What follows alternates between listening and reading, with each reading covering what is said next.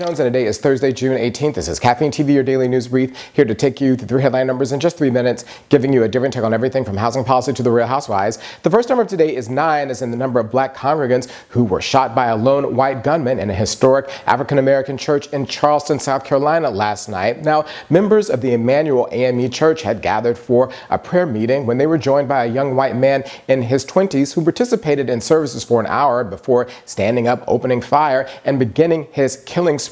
Among those dead include the church's pastor, Reverend Clementa Pinckney, who is also a member of the South Carolina State Senate. Now, these details were recounted by a lone female survivor of the attack. She said that the gunman had left her alive because he told her that he wanted her to tell everyone exactly what had happened. Now, Emmanuel is one of the oldest black churches in the country, tracing its roots back to 1816, and members of its congregation were involved in a famous slave revolt plot back in 1822. But these events show us that during a week in which we debated the virtual reality of race with Rachel Dolezal and all of her, well, madness, that the reality of race has burst forward in very clear view, showing us that it's not all in our heads. The next number today is 100, as in $100 million. That's how much the Federal Communications Commission fined AT&T yesterday for offering unlimited services and, well, limiting them. Now, the issue is that back in 2010,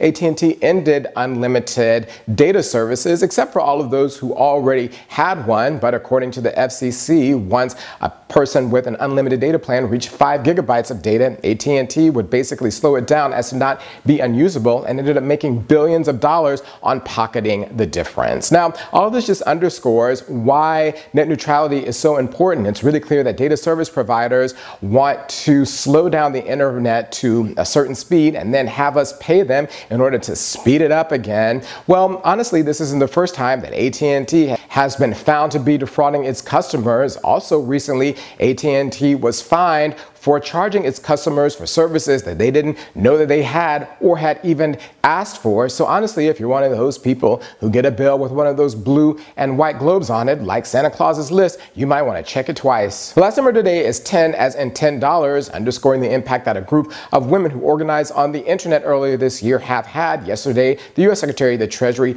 Jack Lew, announced that the new $10 bill will have a new face on it, that of a woman, for the first time in history. Now, members of the public will be able to vote for whoever they think that person should be by using the Treasury Secretary's website over the summer, and that person will be announced later this year. But the new bills won't go into circulation until 2020. It takes that long to redesign and to print them up, but that's okay because it'll be the 100th anniversary of the year in which women got the right to vote back in 1920 with the 19th Amendment. But honestly, I have to say that my choice is going to be Cookie Lion from Empire in a fur.